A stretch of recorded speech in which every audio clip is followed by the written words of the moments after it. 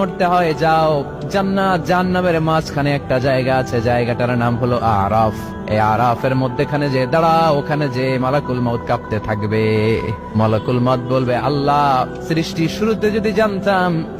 শুরুতে যদি জানতাম সবাইকে মৃত্যুদান করার পরে, রূহ কবজ করার পরে আমাকেও মরতে হবে, তাহলে এই কঠিন দায়িত্বের ব্যাপারে আপনার কাছে ক্ষমা চাইতাম। আজকে আমারও যে ভাগ্য বরণ করে নিতে হবে সৃষ্টির শুরুতে, আমি এটা কল্পনাই করতে পারি নাই। আল্লাহ বলবেন, নো টক, মুত ইয়া মালাকুল মউত, মরে যা, মরে যাও। বলার সাথে সাথে মালাকুল মউত এক বিকট চিৎকার হাঁকিয়ে মরে যাবে। মালাকুল মউতের চিৎকারটা সেদিন এত ভয়ঙ্কর হবে, বিষ্ণু ঈসা ইসলাম বলেন, ওই চিৎকারের আওয়াজ যদি পৃথিবীর মানুষেরা কান দিয়ে শুনতে পেত, তাহলে কিয়ামত সংগঠিত হওয়ার জন্য আলাদা করে ইসরাফিলের সিঙ্গার প্রয়োজন হতো না। ওই চিৎকারের আওয়াজে প্রতিটা মানুষ কানের পর্দা ফেটে ওই জায়গায় লাশ হয়ে পড়ে যেত।